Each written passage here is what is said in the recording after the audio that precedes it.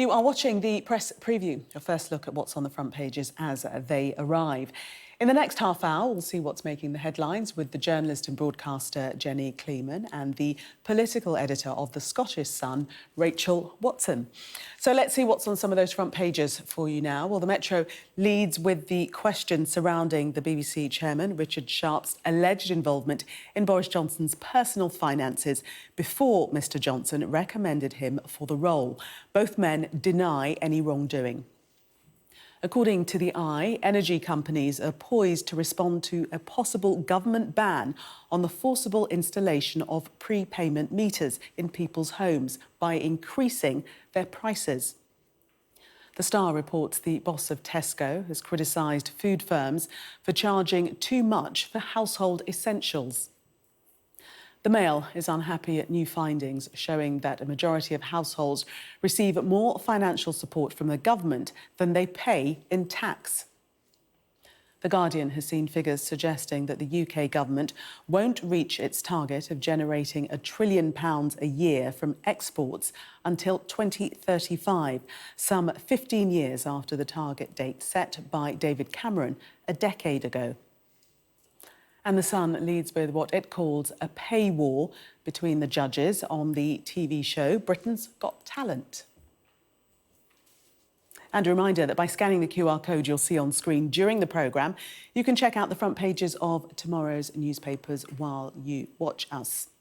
And we are joined tonight by Jenny Kleeman and Rachel Watson. Welcome to both of you. Let us start with the Metro and this story. Their headline, Boris Bank Chum, and BBC in bold capitals there. Take us into this story, Jenny, first of all. Explain it. Labour are leading calls for an investigation into the appointment of Richard Sharp. He's the chair of the BBC. The chair of the BBC is meant to ensure the BBC's impartiality, uphold its independence. And there are allegations in the Sunday Times that he helped Boris Johnson secure a loan guarantee weeks before Richard Sharp was chosen as chair. This is an appointment that the Prime Minister has to okay. When Boris Johnson was Prime Minister, it was a loan of up to £800,000, the Sunday Times was reporting.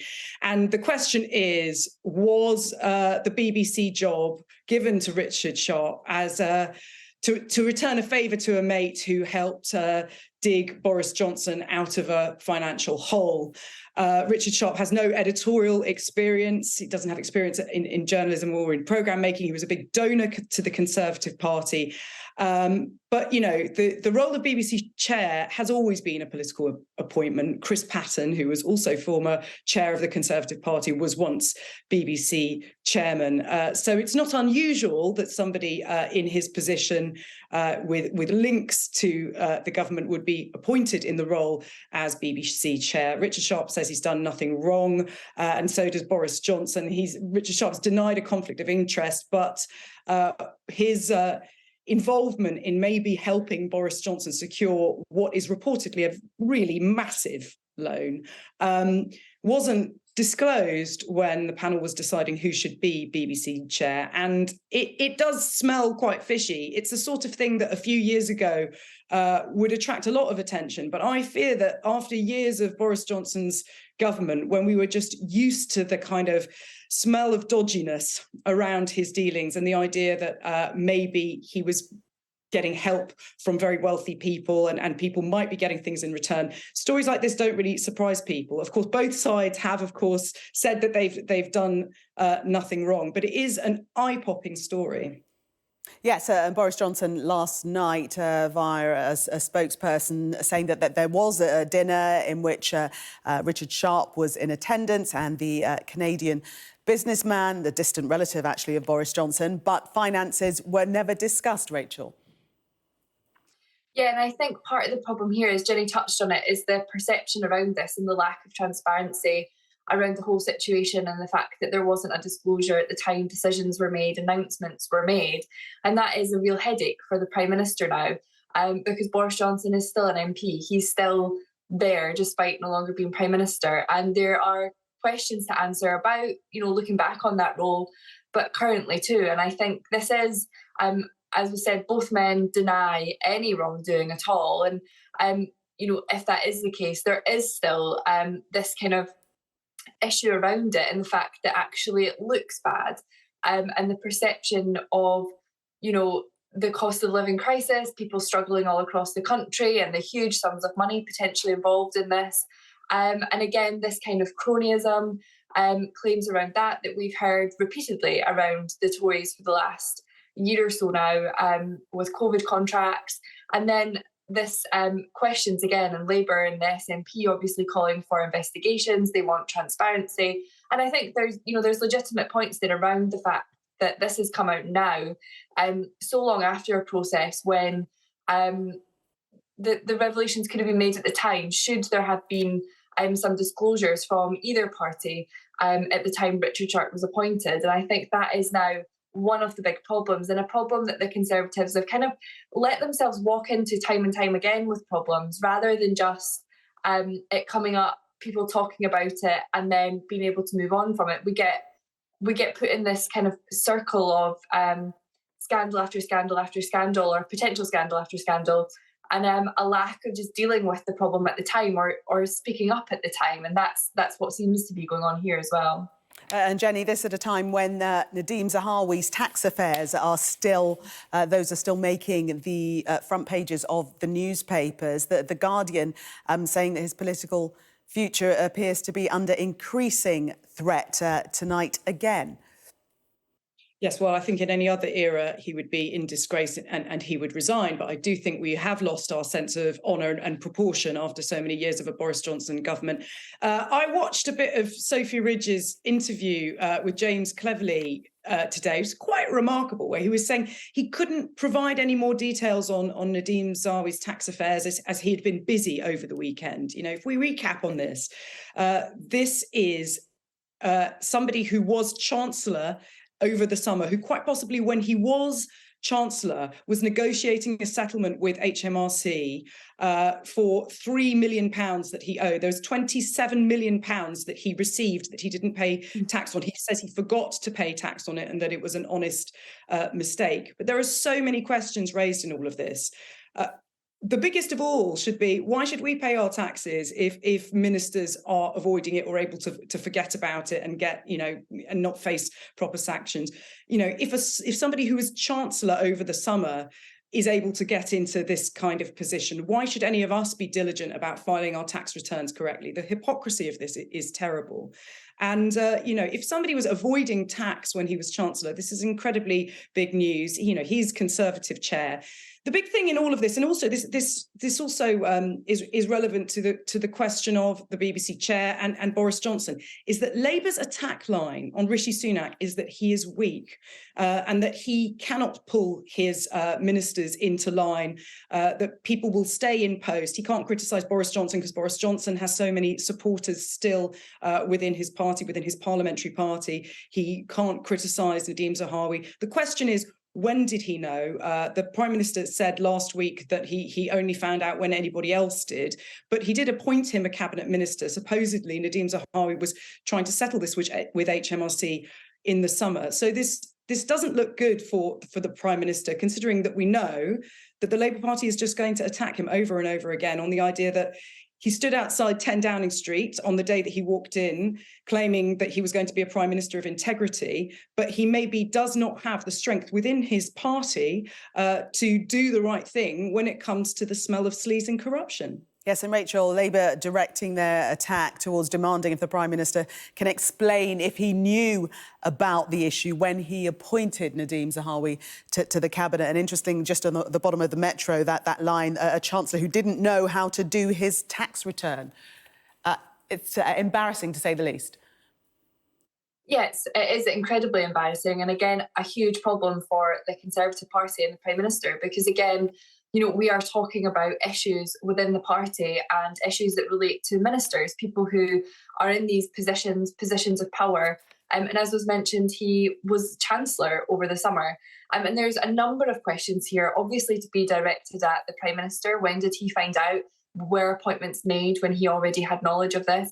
But also on Nadeem Zahawi, questions around when was this settled exactly, specific dates. Labour want all the correspondence between Nadeem Zahawi and the HMRC. And I think these are things that are really important because, as was mentioned, he was Chancellor over the summer. And if it happened during that specific time, were penalties paid? Again, it was suggested in The Guardian, I think it was, that there was a penalty. So I think all these things, and again, it's a huge transparency issue because the longer that you go without addressing these questions, without answering them, and trying to kind of block it or issue statements that don't really address the kind of crux of the issue, the longer it will drag out. And we saw that with Partygate, for example. The longer Boris Johnson, as Prime Minister at the time, tried to kind of hold back and push back against this or just not say anything, the more we found out, the more that was dripped out in the papers every week, the more people who were coming forward with it. And I think, it's just like the Conservatives don't learn their lesson when it comes to these things as well. Meanwhile, Jenny, according to the Mail, Boris Johnson is in Ukraine at the moment. Yes, it is strange how much more comfortable he looks in Ukraine than he does sometimes in the UK, or certainly when it comes to answering questions. He's a hero in Ukraine because of the support that the UK government has given Ukraine over the past year, and him being such a kind of big figurehead for that support. Zelensky and him clearly get on very well, but it's a symbolic thing. I'm always pleased whenever I see Ukraine still on the front pages and still in the headlines. It is not yet a year since the Russian invasion of Ukraine, and we need to remember the struggle that everybody in Ukraine continues to go through on a daily basis after being invaded. But I think Boris Johnson is very concerned about his status on the global stage. He wants to portray himself as a kind of global statesman. He is traveling the world giving very highly paid speeches. This is all part of that. If I was somebody living in Uxbridge, I might be a bit annoyed that he perhaps wasn't doing more to represent my interests at home. But this is where he's most comfortable, on the global stage. Yes, and we mustn't forget that he did say on his leaving, hasta la vista. Jenny and Rachel, for the moment, thank you. We are going to take a break. Coming up, do food companies deserve blame for supermarket food prices? The boss of Tesco apparently thinks so. We'll discuss that and more next.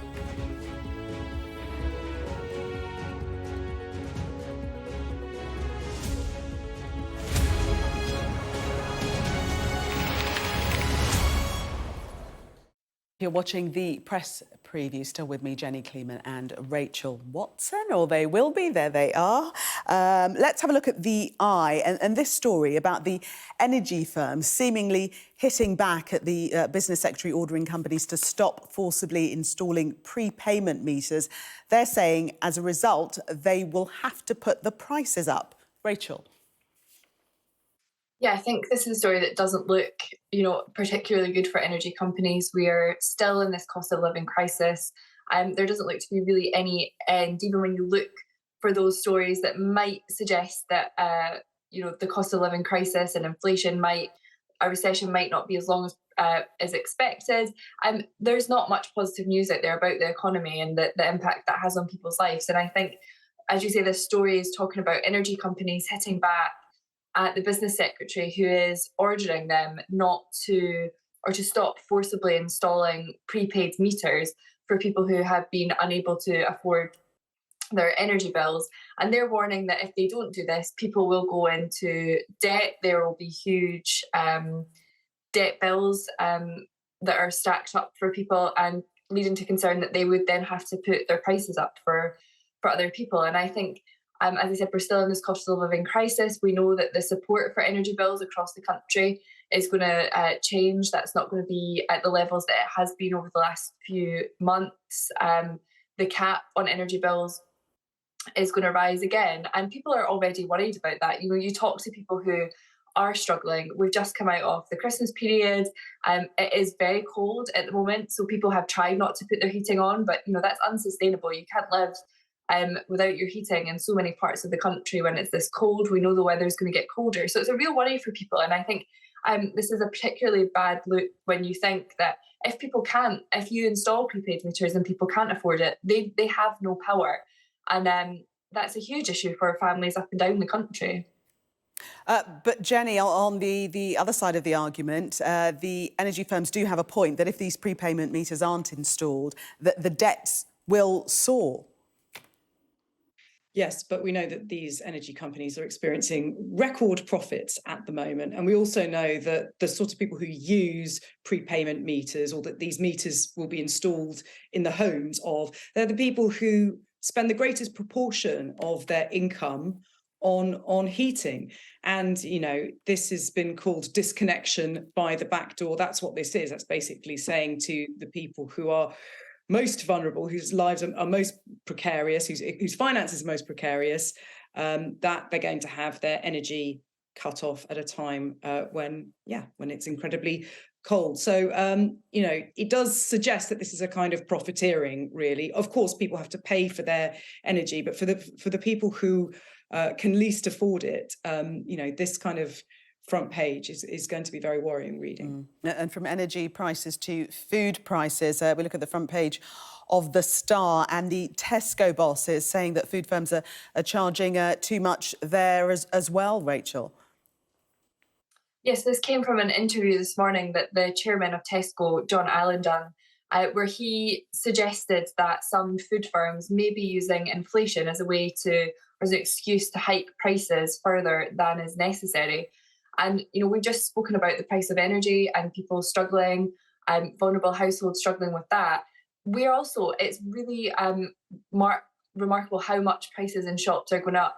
The basics, those kind of staples that people need to buy. And I think, you know, this is incredibly scary reading for some people who are already kind of pushed to their limits, and the fact that some businesses could be using inflation as a way to hike prices further.